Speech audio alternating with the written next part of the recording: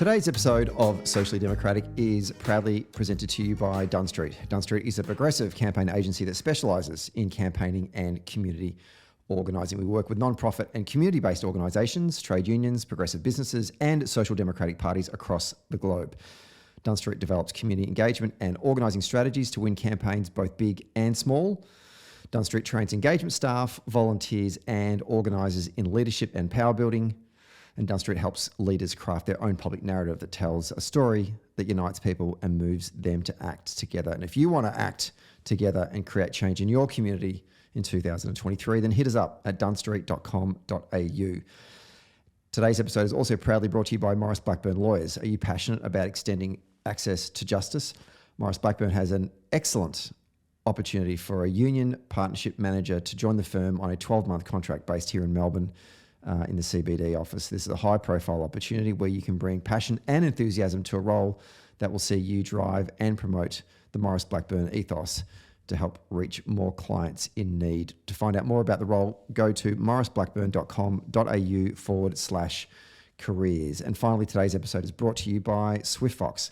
Every moment on a campaign matters. You need the tools that you can trust. Lists that are up to date, phone banks that change people's minds, emails that drive donations, events that will energise the community online and offline, and a text blast that distills your message perfectly. SwiftFox CRM is made for campaigners by campaigners. And to find out more, just go to swiftfoxcrm.com to win your next campaign. Hello and welcome to another episode of Socially Democratic, your weekly centre-left politics and organising podcast out every Friday that dives into the progressive campaigns of the day and the people leading them from home and abroad. And today we're having a bit of a policy conversation and an advocacy conversation. We're going to be talking to Abigail Lewis, who is the Senior Policy and Advocacy Advisor for Vacro, which is one of Victoria's oldest community organisations, and it's the state's only specialist criminal justice reintegration service.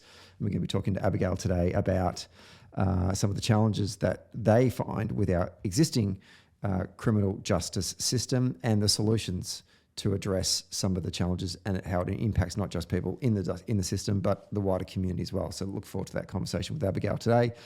If you like the show, don't forget to give us 5 stars on Apple Podcast. And when you're done listening to the episode, leave us a review.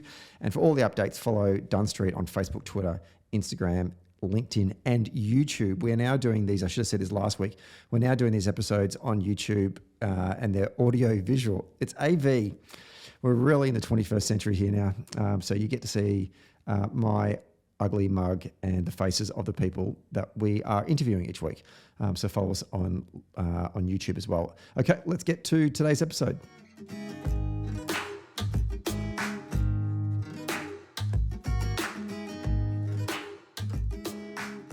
We are taping this one on a Tuesday on the lands of the Wurundjeri people. I had to check then. Today feels like a Wednesday, but it clearly is not. It is a Tuesday.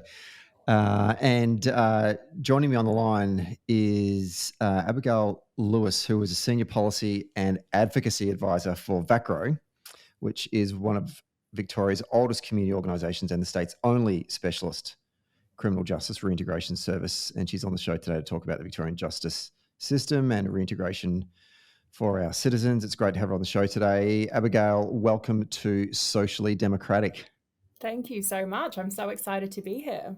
It's great to have you here. It's a topic that I must admit, I'll put my hand up straight away and say I know very little about. I do wonder certainly how much our listeners know about, and I'm really keen to sort of deep dive into this topic with you today. But before we do that, I'm keen to know a little bit more about yourself. How did you come to be working in this particular field in criminal justice reintegration?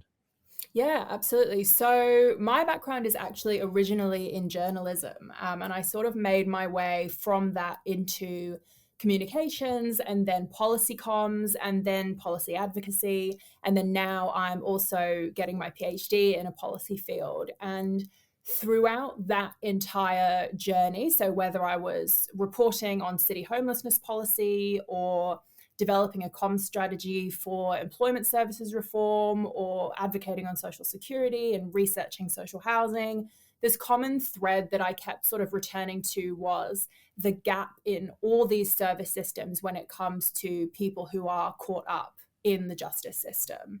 And I'm a political person, like I've always been involved in progressive politics. And so I was reading and learning more at the same time about the serious flaws in the way that we understand and respond to criminalized behaviors in our society. And the fact that, when someone is incarcerated by the state, we essentially remove them from society. They lose all their rights, they all lose all their access to support, exactly when they need that support most, which is sort of the great tragedy of it.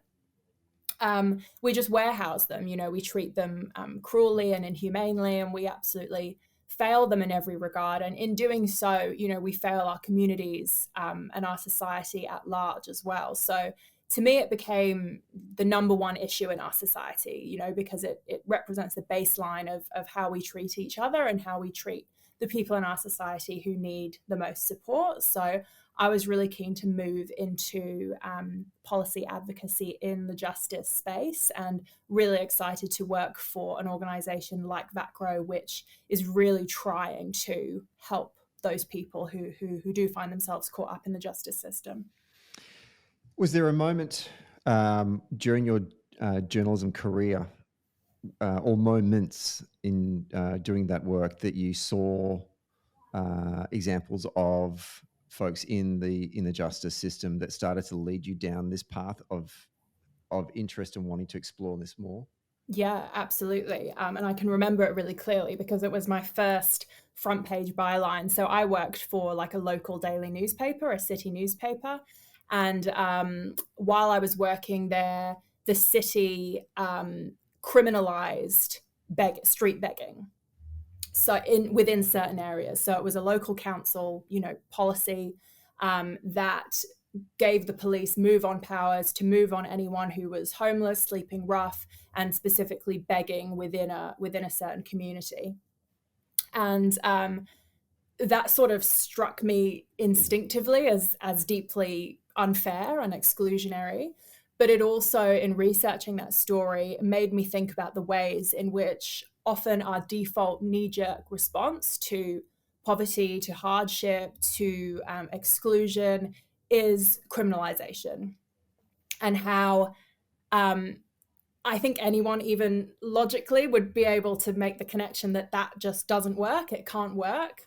And I realized how often we as a society do respond to hardship with criminalization. And that sort of, initiated that journey for me to becoming more and more interested in crime and how we as a society criminalize certain acts and certain behaviors and certain people. So, yeah.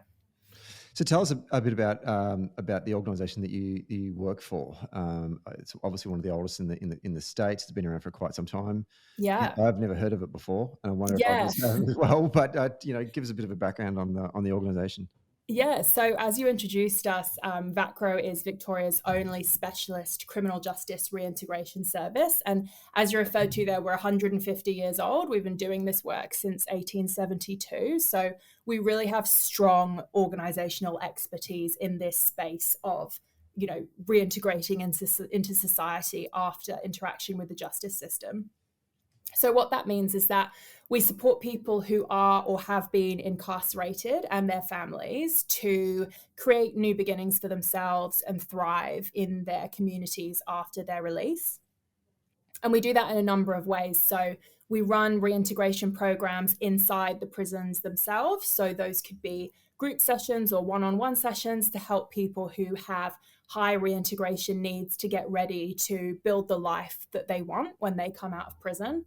And that can be, really simple administrative work, like making sure someone is hooked up to Centrelink after their release. That is a surprisingly significant administrative barrier to many people coming out of prison, and that's just one thing. Why is that? Because if there's no one in prison to help you do, how would you do it from inside a prison? You've got no internet, you've got no ID card, you've got no bank details. All of these things are taken away from you when you enter the prison system. And there's no way for an individual by themselves inside the prison system to get hooked back up into the systems that drive society without support. So some people have support from their families or from their partners. Some people have very, very little support. And so that's where, a service like ours and our reintegration coordinators could help an individual do things like that. We also run a post-release reintegration service. So that often involves meeting someone at the gate on the day of their release and walking alongside them to, find housing, connect with other services, build relationships in their families and their communities and so on. And then we also do specialized family work and specialized employment work. So we know, for example, that strong familial relationships are one of the strongest protective factors against returning to a criminalized lifestyle. So we work with families who have an incarcerated family member, offering, family counseling, supported family visits. And then in the employment space, our participants really struggle against stigma in the job market to find stable employment after their release. So we developed and launched last year our program Second Chance Jobs, which works with participants pre-release to understand their employment needs and then matches them with an employer and supports both employer and employee for a year post-release to make sure that both parties have the support they need to make that arrangement really secure and ongoing. And then our newest program, which is really exciting, we're currently developing it in partnership with the Victorian government, is a program called ARC that's going to deliver 2 years of post-release sort of intensively supported housing. And this is really, really essential because more than half of people leaving prison in Australia expect to be homeless when they're released. And for us, our Reconnect program participants, that's our post-release program, more than 80% of our participants are homeless on their release. So that housing component is really crucial. Both Second Chance Jobs and ARC are really pioneering programs. Like there's never been post-release employment or housing support at this level before in Victoria, which is shocking when you think about how obvious it is that those two things would be really important things that people would need coming out of prison. So yeah, we're really excited about them. We're really keen to get going and scale those programs up so that more and more people can access that support. What are some of the key issues that Victorians face when it comes to interacting with the justice system, understanding that, it doesn't simply affect people who are becoming incarcerated, but also the people around them as well? Just talk us through some of those experiences. Yeah. Okay. So this is a big question. I only ask the big questions, Abigail. And I think I sort of have to start with a big answer, which is that really the whole justice system, like all the norms and premises that underlie what we understand the justice system to rest on, is a huge issue for all Victorians. I mean, just this week, the coroner handed down the findings from his inquest into the death of Veronica Nelson in the Dame Phyllis Frost Centre, which is the main women's prison in Victoria.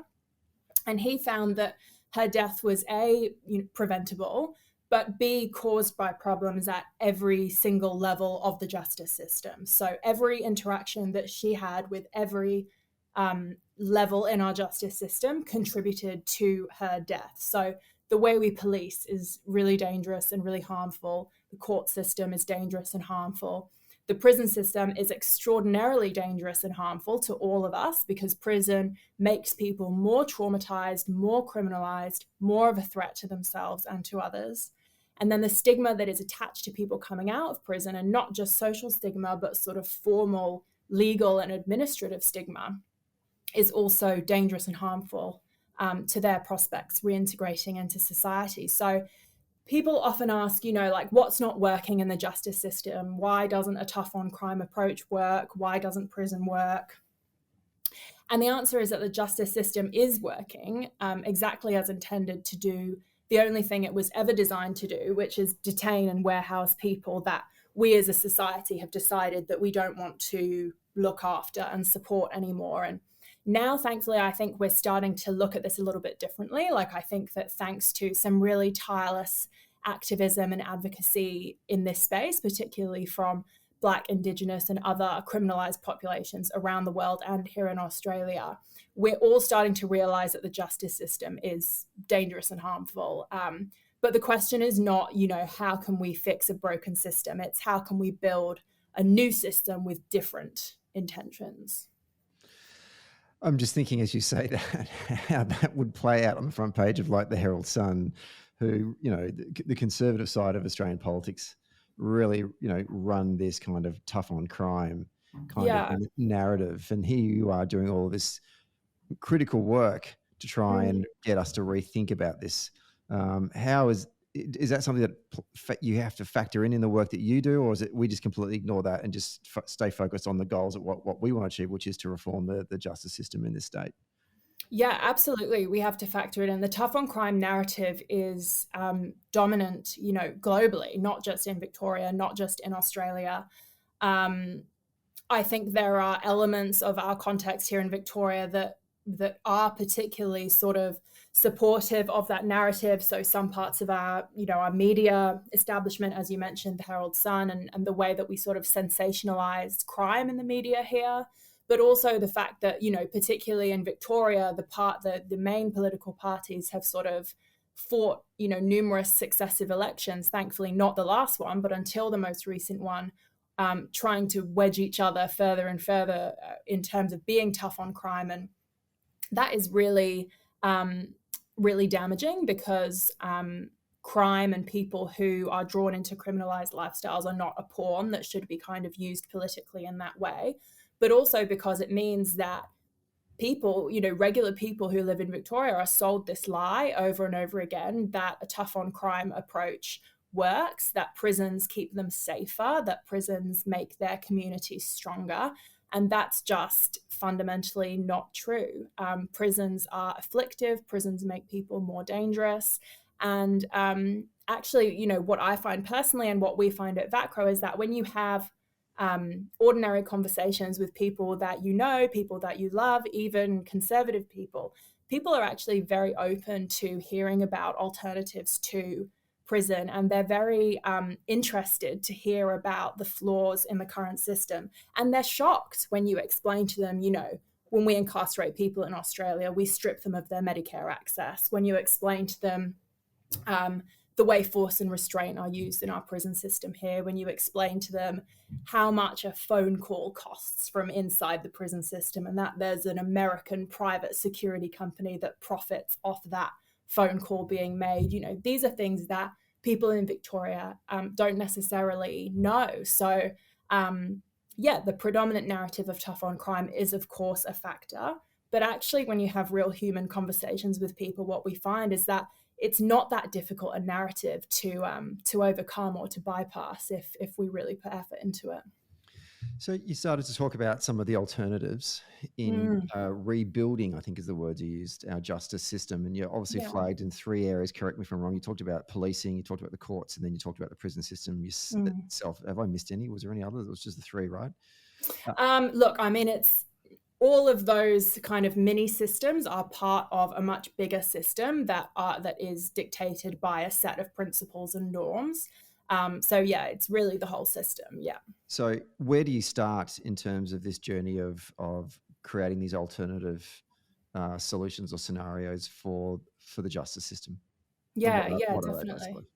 Yeah, absolutely. There are alternatives. At Vacro, obviously, our expertise is in the prison system. So what we're calling for in our advocacy is a government commitment to start to move away from using prison as a response to crime for all of the reasons that I've mentioned already. And there are already existing working alternatives in Victoria that we can scale up, like our diversion courts and our small restorative justice programs. So a diversion court is a court where people who are charged with a criminal offence can be diverted from the criminal justice system and instead have their matter considered in a way that maximises their prospects of rehabilitation and desistance by avoiding a finding of guilt and a creation of a criminal record. So a diversion court instead allows the opportunity to participate in programs, to provide reparation to any victims that's involved, or to otherwise contribute to a community. So examples in Victoria include the Koori Court, where Aboriginal and Torres Strait Islander peoples who have pled guilty to a criminal offence, instead of going to court and going through the justice system, they sort of take part in a conference, a conversation with the magistrate, with Aboriginal elders, with others. And then we also have in Victoria the Assessment and Referral Court, which is a similar setup, but for people who have mental illnesses or are dealing with cognitive impairment. And again, it's this kind of conferencing opportunity, like a process with magistrates, with case managers, with any victims that are involved, to develop like an individual support program and reparations program rather than going to jail. And it's well established that diversion and problem-solving courts encourage desistance from crime. So by desistance from crime, I mean someone's journey away from using criminalized behaviors in like a problematic or dangerous way. So we already have small examples of diversion courts here in Victoria. We know that they work. Their reported outcomes are really good, really high. So we need to be scaling those up as a first step. Abigail, just picking up Yeah. on that part there, talk to me a bit about those reported outcomes. What are the positive outcomes that you guys are looking for in terms of coming out of this diversion justice system? Yeah, sure. So the most recent sort of big formal evaluation was quite a while ago now. I don't know the year off the top of my head, but it certainly wasn't sort of within the last 10 years. But there was a big evaluation done of the court diversion program, and that found that 94% of diversions were successfully completed. That means that 94% of people that went through the diversion court did all the things that they were required to do. And also that the reoffending rate of people that went through diversion was very low. So I think about only 7% of the people that went through the diversion program were convicted of a subsequent offence in the next 12 months. So that's compared to a broader statewide recidivism rate, which I think you're testing me on the numbers now, but I think it's 37% this year.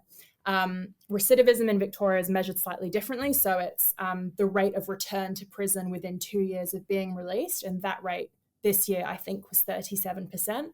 But as a comparator, only 7% of the people that went through the diversion court reoffended within 12 months. So the measurement is slightly different, but it's pretty clear, not just from that evaluation, but from all of the research into diversion and the literature that's been published globally, that diversion is more successful as a step on someone's journey to desist from crime than incarceration would be. That's interesting. Now, I interrupted you on your train of thought about some of the other alternatives. Continue with what you're going to say. Yeah, so another alternative that we already have in Victoria at a small scale is something called restorative justice. So restorative justice is, I guess, a theory of justice that differs from the theories of justice that inform our current criminal justice system. So our current system in Australia is premised on retributive justice, i.e. that, the proper response to crime is retribution, is punishment. And proponents of retributive justice, so your sort of tough on crime folk, their argument is that punishments work because they deter the individual from committing the crime again, and also that they deter other people who aren't offending from offending in the first place, and that broader society sees that people who commit crimes repay their debts to society. So that's retributive justice. And restorative justice is different because it focuses not on crime as a wrongdoing that's committed against the state, like in violation of the law, but as a wrongdoing that causes harm to individuals and their communities. And so its focus is on repairing that harm and preventing further harm from being caused rather than determining guilt and imposing punishment. So restorative justice practices usually include, again, mediation, conferences between people who have been harmed by a crime and the people who caused the harm. But the overall goal is like communal healing rather than retribution. So again, there's a really strong established evidence base for the effectiveness of restorative justice, both in terms of victims of crime agreeing that, it presented them with a good outcome, and also in preventing future crime. And so in Victoria, we have seen some success in introducing restorative justice practices. And one really big example is the statewide Youth Justice Group Conferencing program. So that's run by non-government agencies in Victoria, but young people who are caught up in the youth justice system can be referred to youth justice group conferencing instead of having to go through the youth justice system. And that's been evaluated as reducing the individual likelihood of reoffending by approximately 40%. We also have a family violence restorative justice service in Victoria, although it's small, and the Centre for Innovative Justice at RMIT runs a restorative justice service called Open Circle. Again, it's small. So we have these, small, hopeful examples of restorative justice practices in Victoria, but we really need to be scaling those up so that we can start to move away from a reliance on carceral systems as a response to crime. Thinking about the families or the people who are victims of crime, and trying to also acknowledge their experience in this. And I'm thinking about criminal offences that are, of violent nature. Yeah. Where, naturally you could imagine, a family who've lost a loved one through crime, that they want justice. Well, certainly in all the Hollywood movies, you get a sense that they want justice. Yeah. How do you balance that whilst trying to obviously achieve outcomes for people who are entering into the justice system? Yeah. I mean, that's a tricky balance, right? Yeah. I think one of the most tragic sort of myths that is perpetuated about this is that there's a clear boundary between people who are victims of crime and people who commit crime. And the truth is that the Venn diagram is almost a circle, I think it's something like 90% of the women who are incarcerated in Victoria currently have been victims of crime themselves. Those are largely violent crimes, largely family violence crimes. So it's really important to remember that a lot of people who are victims of crime are then criminalized themselves and vice versa. And it's kind of this ongoing cycle. And the way to help victims of crime is to interrupt that cycle and offer support to ensure that the cycle doesn't continue. So that's one thing that's important to remember in terms of the victims of crime, committers of crime myth binary. But the other thing is that victims of crime themselves find the criminal justice system incredibly traumatizing. Anyone who has been the victim of a violent crime who has had to testify to that experience in court has, many people find the court process incredibly dehumanizing, incredibly traumatizing or re-traumatizing. And what they report in the information that we have about something like a restorative justice process is that a process like that is much more respectful of them and their needs. And the available evidence that we have is that victims of crime are happier with the outcomes that come from those kinds of alternative justice processes than they are with, a traditional criminal justice system response. I think you're right that, the movies and the media lead us to expect that victims of crime want revenge. But what we find and what the evidence shows is that what victims of crime want above all is a reassurance that what happened to them will not happen to someone else. And they're sold a lie that prison is the answer to that, but it's not. And the truth is that when families, for example, go through restorative justice processes, they feel much more reassured that the person that they've interacted with is on a pathway to desistance from crime than they would simply by that person being incarcerated in the prison system. Do you find yourself watching shows like CSI and NYPD Blue and get really frustrated with the way that they're handling it from a public policy perspective? I don't watch CSI or NYPD Blue. I watch a lot of true crime and I listen to a lot of true crime, and yes, certainly. But I think once you start to really understand the system for what it is and what it's trying to do, like all of that stuff falls into place and makes sense. And yeah. Let's take a quick break to talk about SwiftFox. Every moment on a campaign matters. You need the tools that you can trust. Lists that are up to date, absolutely. Phone banks that can change minds. Emails that drive donations and events that will energize the community online and offline. And text blasts that distill your message perfectly.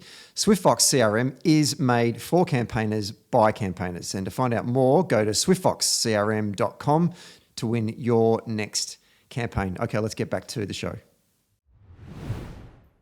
Let's talk about how you mentioned before about reintegration. What are some of the key strategies that we want to look at to implement to help folks reintegrate back into the community?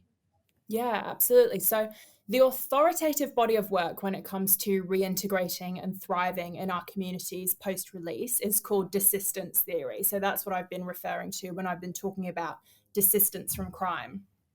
And desistance theory, like I describe it as authoritative, it's a really significant body of academic research and practice evidence as to how and why people desist or journey away from using crime in a problematic way.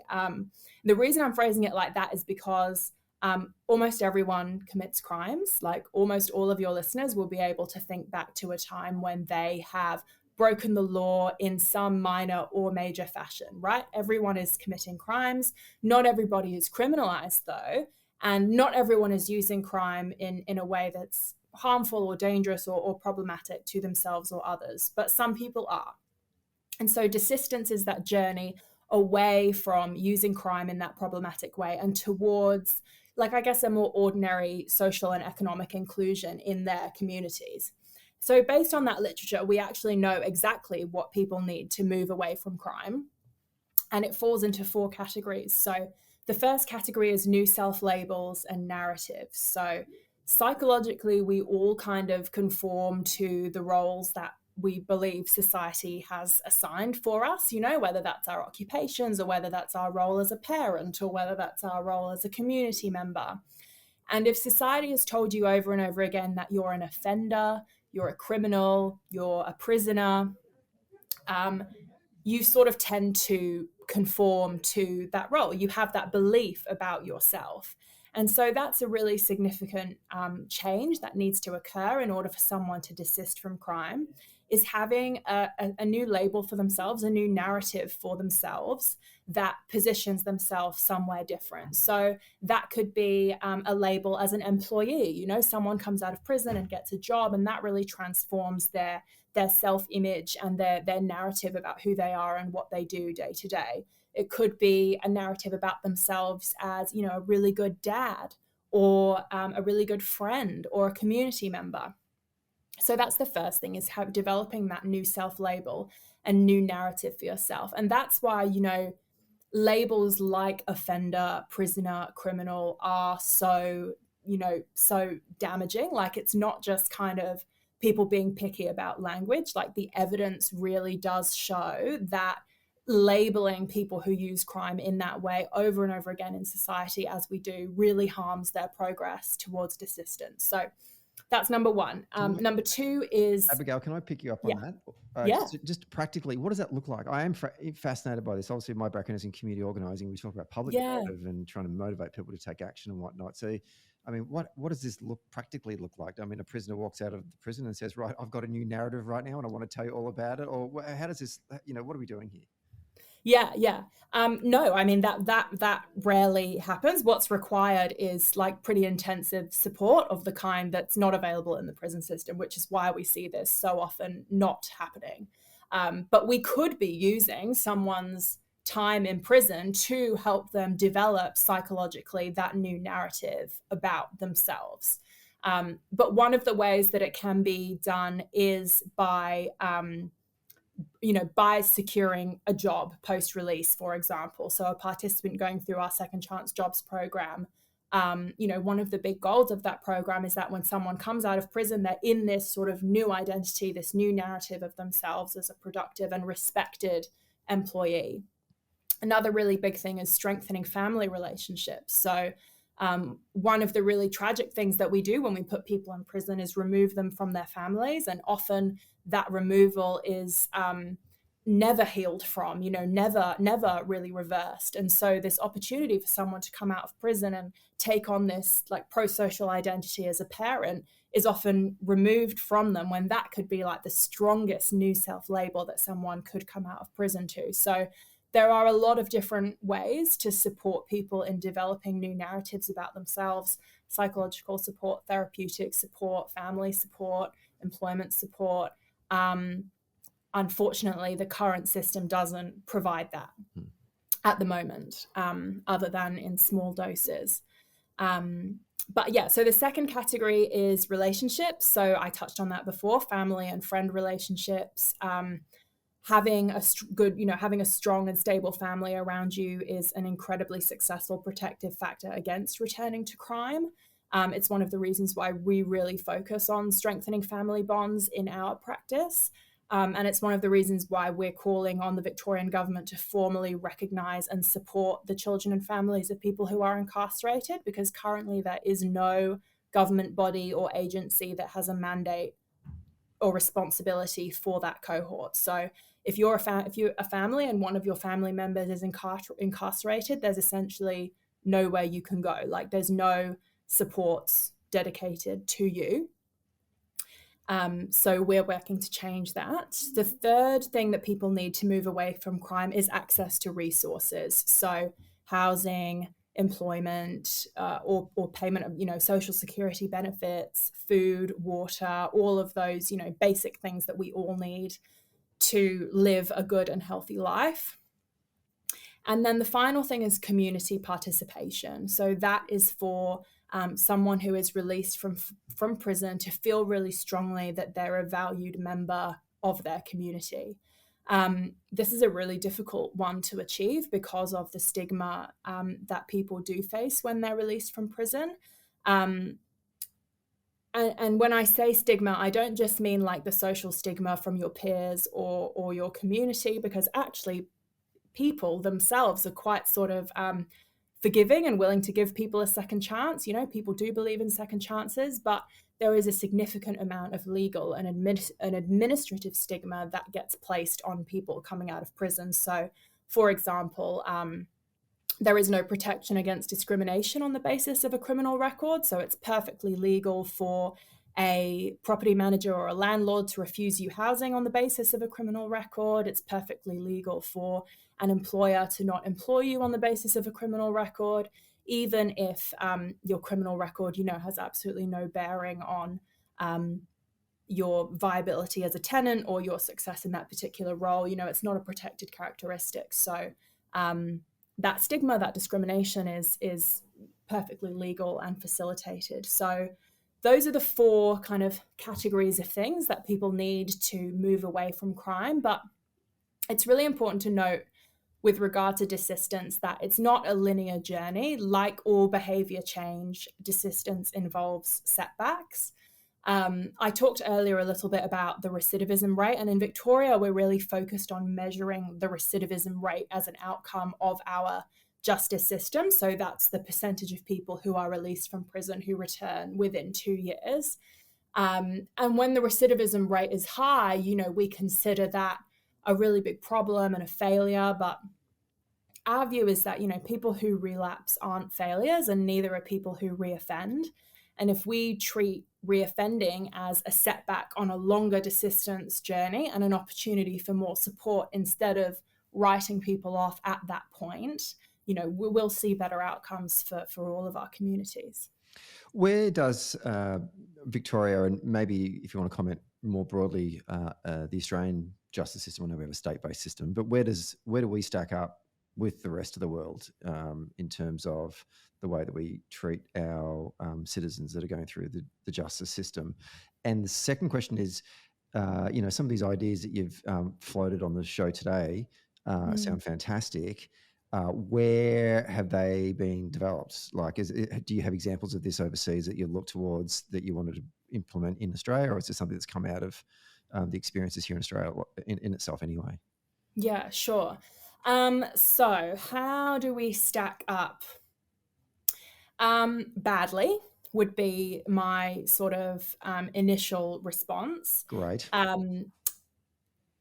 We incarcerate children as young as 10 years old in Australia. That breaches international law.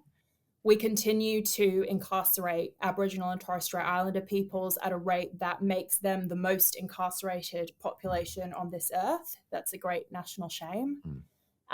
Your listeners will know about our dismal record on deaths in custody. In our prison system, we use excessive force and restraint, including chemical restraint and other tools that constitute torture, such as spit hoods. We know that we use spit hoods on children in the Australian prison system. What are they? A spit hood is a mesh hood that is attached over someone's head and neck, ostensibly to stop them spitting at prison officers, but in reality is a form of restraint that's used as punishment. Many people will have seen the harrowing images out of Donnelly of a 14-year-old child who was kept in a spit hood for hours. Those are some of the really horrific images that have come out of Donnelly in the Northern Territory, but the Australian prison system in general. Spit hoods constitute torture, and we do use them in Australia. We routinely strip search and use solitary confinement in the Victorian prison system, again, in breach of international law. We're breaching international law so much that we've now missed multiple deadlines to meet our obligation under the UN's optional protocol to the Convention Against Torture, which we signed in 2017 and still haven't met our obligations. And when the UN came to Australia last year to inspect our places of detention, we literally wouldn't let them in to inspect. So,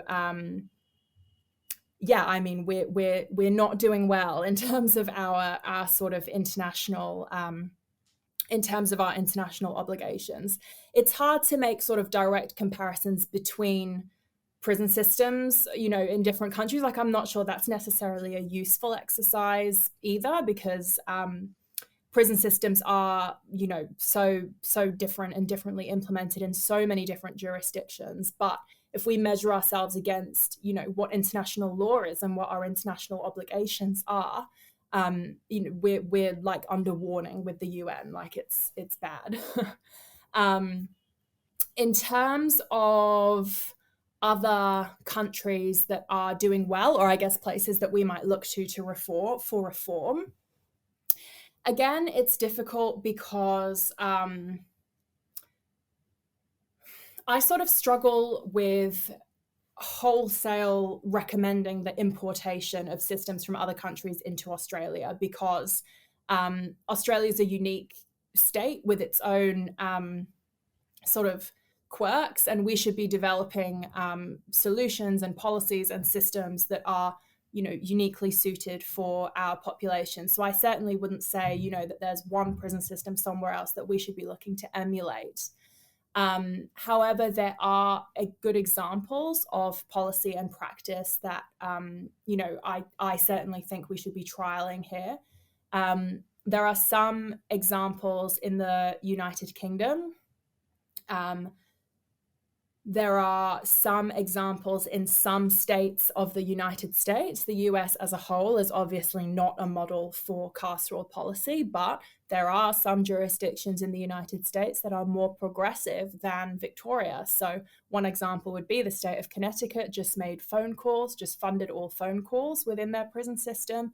In Victoria, a 12-minute phone call costs $7.95, which is more than a day's wage in the Victorian prison system, and an American company profits off of that. So, there are jurisdictions in the States that we should look to for reform. People often mention places like the Scandinavian countries. So Norway is really held up as an exemplar for how to run a prison system that is I suppose, as small and as rehabilitative as a prison system can be. I don't personally think any carceral system will ever be able to really provide the kind of therapeutic support that's really needed to help people desist from crime. But Norway is certainly, the best practice that currently exists in the world. But, the Norwegian model can't necessarily be imported directly here because Norway's context, population, geography, etc. is completely different from what we have here. But even within Australia, we can look to other jurisdictions for better examples. The ACT, I would say, is doing better than Victoria. I think the ACT and New South Wales both allow online learning in their prison system, which we do not allow in Victoria. So there's no sort of access, secure monitored access to the internet really at all for the purposes of training and education, which I think is a massively wasted opportunity. And there are those opportunities in other states.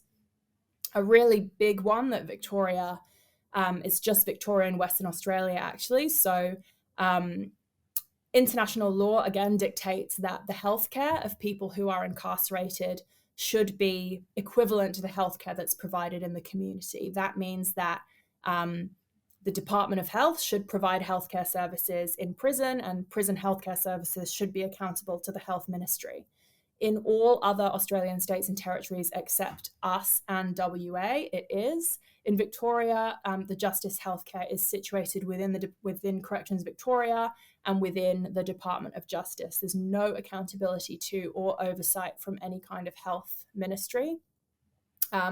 Corrections Victoria subcontracts, again, American security companies like G4S and the GEO Group to run healthcare services in prisons.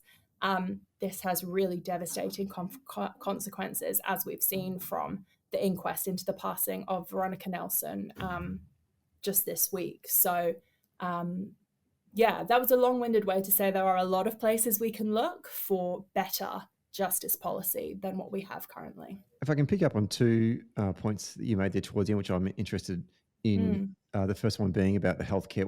What is the thinking behind that from government to place the healthcare of prisoners in the Corrections Victoria part of government? I wish I knew. Right. I wish I had the answer to that question.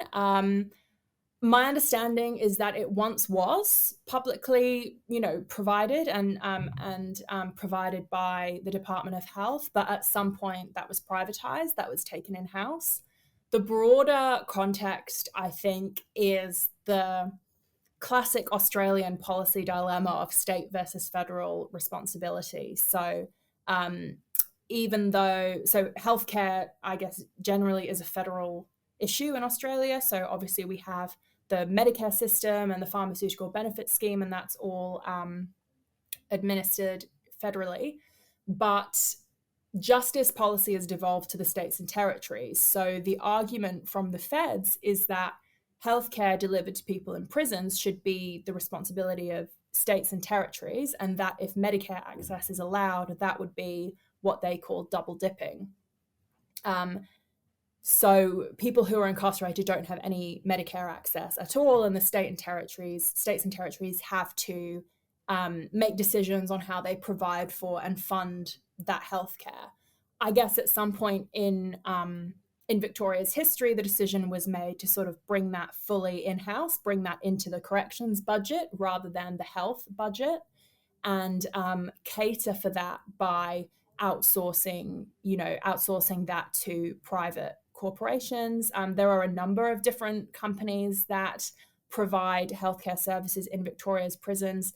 We were really pleased to hear just a couple of weeks ago, the new Minister for Corrections announced that healthcare in the women's prisons is going to be removed from Correct Care, which has just been referred to the Department of Public Prosecutions by the coroner and replaced by the Department of Health. So that's a really big step forward that we're really excited to see. Unfortunately, at the same time, the government in the men's prison system has taken that contract away and given it to GEO Group, which is an American security company. So it's a little bit of inconsistent logic, that the Department of Health is taking over in the women's prisons, and we're getting more privatized healthcare in the men's prisons. But what we're really hoping to see is improvement in healthcare, improvement in oversight and accountability in the women's space, that will then mean maybe we can transition more towards that in the men's prison system as well. The second question I was going to ask you was in respect to the remarks you made on education, learning and development in the prison system. If prison was meant to be an opportunity for rehabilitation, as I guess the line would have been said, surely education, learning, development is a way of rehabilitating oneself. Yet you're telling me that isn't afforded to our citizens that are incarcerated, certainly here in Victoria. Why not? And what can we do about that to make that change? Yeah, sure. So there is vocational education and training available in the prison system. I think it's about a third of eligible people incarcerated in Victoria are participating in education and training. But that happens as in-person courses. So we actually don't know, because data is not made available on sort of specific courses, course participation and outcomes that are available in the prison system. But we know from our participants that, the prison offers certificates in things like hospitality, kitchen operations, horticulture, cleaning, construction, that kind of thing. But most in-prison education and training is geared towards acquiring trade qualifications, and there's classroom delivery, and then there's some sort of on-the-job training in prison industries. So that's all sort of delivered in person, and it's delivered really inconsistently across the prison system as well. So you might be able to access one course with a TAFE provider in one prison, but then when you get moved, which happens all the time in the Victorian prison system, that course is not available in another system, and you can't complete it. So there have been changes to this. Like, there is definitely, I will say, there is definitely recognition in the Department of Justice and in Corrections Victoria that education and training is really, really key. And there have been, there's a vocational education and training centre of excellence model, which is opened in a few of the prisons, and we see really, really good outcomes from that. So there are changes, but it's not enough. And the absence of online learning as an option really holds people back as well. So yeah, we're really hoping that we can push for access to online education and training as well. But people who are in prison are expected to work as well. That's the other sort of aspect of it. All sentenced people under the age of 65 are expected to work in the prison unless they're medically unfit to do so.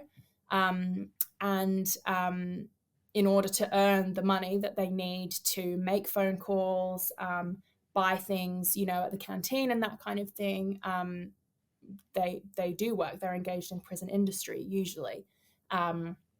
So yes, that's a big topic: prison industry and education and training. Yeah. How do you feel about that? Just the reason why I ask is that I'm sure you've seen that great documentary. I think it's called The 13th. Yeah. Is it called The 13th? Just The 13th, right? Yeah, called 13th, yeah.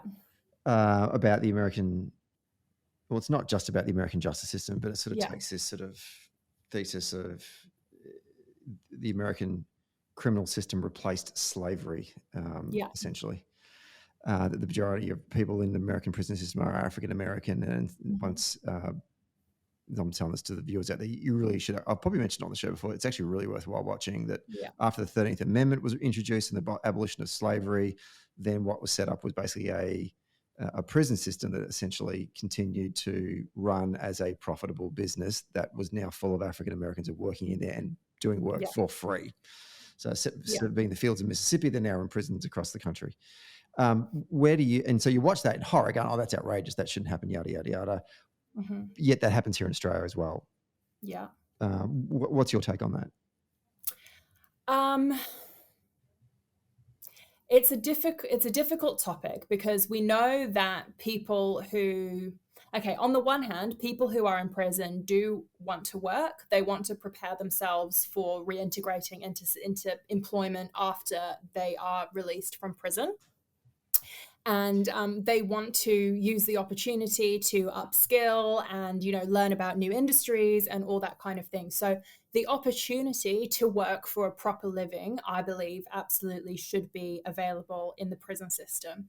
The problem is like how we do it. So first of all, it's paid an absolute pittance. So depending on your sort of classification within prison industry, you're paid between $3.95 and $8.95 per day.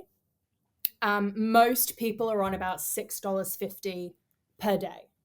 So, you know, that is like, I think that's horrifying. You know, that is so little money. I mentioned before that a 12-minute phone call, which is the maximum that you're allowed, costs $7.95. So a mother that wants to call her kids every day she has to spend more than she earned that day just to make that 12-minute phone call, right? So $6.50 per weekday for a full workday is simply unacceptable, and it's not.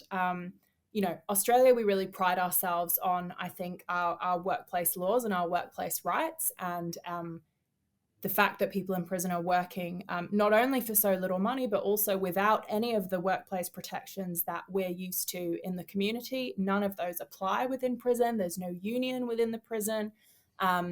There's no labor protection within the prison at all. So I think that's, you know, a massive injustice that should be corrected. Within the prison industry itself, there's two types of employment within the prison system. So you've got what's known as service industries and what's known as commercial industries. So service industry means maintaining the prison itself, keeping the day-to-day operation of the prison going. So people who are employed in service industries, they work in the prison kitchen, they work in the prison laundry, they clean the prison, they do gardening, they do general maintenance. And approximately like 60% of people employed in prison are employed just to keep the prison going. But then there's about 35% that are employed in commercial industries. And workers in commercial industries provide goods and services for private companies that operate outside the prison. So they fabricate metal, for example, they manufacture timber products, they work in agriculture, they pack coffee. All of Qantas's plastic headsets that you get when you sit on a Qantas flight, those are all manufactured in the Victorian prison system. Every single Victorian number plate, the number plate on your car right now, is manufactured in the Victorian prison system. So there are private companies who are using prison labor to make more of a profit for themselves. And I think that's really, really problematic. That's an importation of an American model that I don't think has any place in the Australian prison system. I think that if private employers want to, as the way they phrase it is that they're offering opportunities within the prison system, you know, to upskill and prepare for post-release employment, that kind of thing. But the problem is that they offer no support to do that. And then actually on the other side of the gate, they don't employ anyone with a criminal record. So what you've got is a situation where people are functionally employed by that company in the prison system for $6.50 a day. And then when they're released and they apply for the exact same job on the outside, they can't get it because they have a criminal record. So I don't think that private companies should be allowed to use prison labor just to maximize their profits. I think if they're going to be in there, we need to be imposing strict obligations on them to actually provide post-release employment opportunities as well. And we should be mandating that they pay, you know, a decent wage for the work that's done in the prison system, and not the measly wages that are currently paid. So yeah, lots of reform in that space needed as well. Here. You had us at Qantas. So she said Qantas, everyone's like going, oh, just typical. Yeah, but the thing is, you know, I mean, I'm able to say Qantas because, you know, women come out of prison and tell us about it. But actually, there is no information publicly available as to which companies are in the prison system. That information is held commercial in confidence. So unless someone tells us, directly, or unless it's found out, through investigative journalism, we don't know which companies are using prison labour. We only know about the number plate thing because the former corrections minister, tweeted about it as like a point of pride, but we didn't know that beforehand. So yeah, it's the secrecy and the lack of transparency, around these kind of commercial arrangements that is also cause for concern. Last couple of questions. First of all, obviously we've just had a state election last year. Labor was returned with a whopping majority. Do we have a new corrections minister off the top of my head? Is it Nat? We do. Hutchins? It's not Natalie Hutchins anymore. So our new corrections minister is Enver Erdogan. So obviously need to build a relationship with the new minister. Plenty of work to be done there. I know lots of people that listen to this show will either know the minister. Maybe the minister may even listen to this podcast. Who knows? If you're in the next 12 months, what's the focus for you guys in terms of what kind of strategic goals are you working towards? Yeah, absolutely. So, we've always had good relationships with successive ministerial officers. Successive corrections ministers have been, very open to hearing from us, and the new minister is no different. His office has been very open to, to meeting with us and to working with us. We're an important sort of service provider within the existing corrections system. So absolutely. In terms of our strategic priorities over the next 12 months, well, what we really have is like a 3-year policy and advocacy plan, which if you're interested, you can find on our website. And that has 12, pillars, like 12 policy priorities that we are really hoping to push the new state and federal governments in some spaces to move towards adopting. A big sort of area for us, as I've talked about, today, is around moving away from prison and towards those alternative responses to crime. Another big thing for us is just reducing the number of people incarcerated in Victoria, and a big part of that is bail reform. So that's really kind of being hotly talked about in the media this week because of the findings from the coronial inquest. We have some of the most punitive bail laws in the country in Victoria, and that is resulting in the disproportionate incarceration of women and Aboriginal and Torres Strait Islander peoples for low-level offending that it's likely that in the previous system they wouldn't have ever been incarcerated for. More than half of the women who are incarcerated in Victoria today have not been sentenced to time in prison. They're there on remand. So, that's absolutely huge. And, none of those women should be there. So that's really when we're talking about reducing the number of people who are incarcerated, we're talking about repealing those bail laws and raising the age of criminal responsibility so that we don't have any children incarcerated in Victoria anymore as well. We are really focused on healthcare provision in prison this year. I've mentioned it so far today, but we are hoping to be talking to the federal government about Medicare access in prisons, and we're hoping to continue to be talking to the state government about the Department of Health taking over healthcare provision in the prison system. We're also really focused on the families and children of people who are in prison. So there was a big parliamentary inquiry last year into children affected by parental incarceration. We did a lot of work with the parliamentary committee to respond to that inquiry and to develop a set of recommendations, which includes formal recognition for families and children and formal, service provision for them, which I mentioned earlier. The government is yet to respond to that inquiry or to the big inquiry into Victoria's criminal justice system. The deadline for both of those responses has passed, so we're going to be asking the government to get some responses to those out, and continuing to advocate on our family work. we are, because we've got our sort of employment and housing programs developing and launching, we're really, really keen to continue to push in employment and housing, in the employment and housing space, remove some of the stigma for people who are seeking employment post-release by, we believe that the Equal Opportunity Act should be amended so that discrimination on the basis of an irrelevant criminal conviction becomes, that becomes a protected characteristic. There are a lot of kind of small, different legislative and policy changes that can make a big difference. But if you go to vacro.org.au/policy, you can see all of our policy priorities for the upcoming government and what we'll be advocating on, not just to the government, but to the public as well, because that's an important part of this work too. Do you want to give us? If obviously you've given that part of the organisational plug, can people donate, or do you seek support from the public in terms of the work that you're doing? Do you want to give that a bit of a plug as well while you're at it? Sure.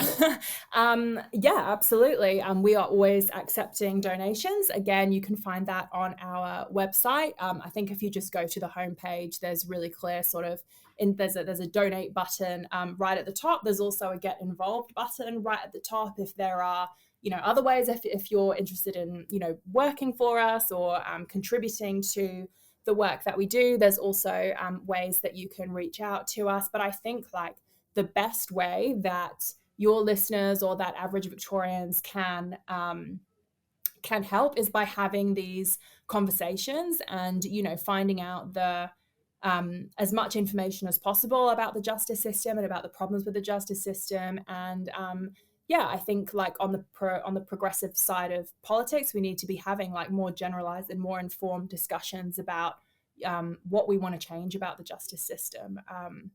Because, as I said, it's really the baseline of our society and of how we treat the people that need support in our society. So, get informed, get active, and absolutely, that donate button is there if you want to support Vacro's work. We'll also put the links to the website in our bio for this week's episode as well. Great. Abigail, it's been a great conversation with you today. It's felt like a deep dive, but I bet you think you've just skimmed across the surface of all of the work and all of the challenges that you guys are undertaking. I think we've covered a lot, which is great. I think it's so important to talk about these things, and I think there are some issues that we've sort of gone, quite into depth in. So I'm glad to have covered what we've covered. It is a big issue, but it's also sort of not that complicated an issue, really, when you sort of drill down into it. People commit crimes because they need support in other areas of their lives, and if we want to have a safer and stronger community in Victoria, then we need to invest in offering that support, instead of having this knee-jerk, tough-on-crime reaction that we all know doesn't work.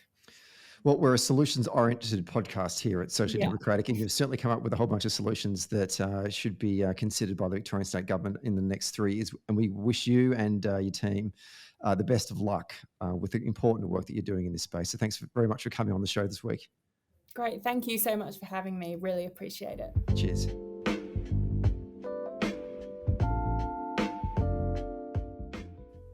Hey there. Thanks for listening to Socially Democratic. Did you like the podcast? Hit the follow or subscribe button and be sure to leave a review on Apple Podcasts or Podchaser. And to get all the latest updates on Socially Democratic, follow Dunn Street on Facebook, Instagram, Twitter and LinkedIn. And we'll see you next Friday. Socially Democratic was brought to you by Maurice Blackburn Lawyers. Maurice Blackburn Lawyers have spent more than a century paving the hard path to justice for everyday Australians. They've helped over 500,000 Australians turn their situation around, and they know how the system works. Their experience and skills means you'll get the best results possible. Find out more on their website, mauriceblackburn.com.au. Maurice Blackburn, experience you can count on. Socially Democratic was brought to you by SwiftFox. Every moment on a campaign matters. You need the tools that you can trust, lists that are up to date, phone banks that can change minds, emails that drive donations, events that will energize the community online and offline, and text blasts that distill your message perfectly. SwiftFox CRM is made for campaigners by campaigners. To find out more, go to swiftfoxcrm.com to win your next campaign.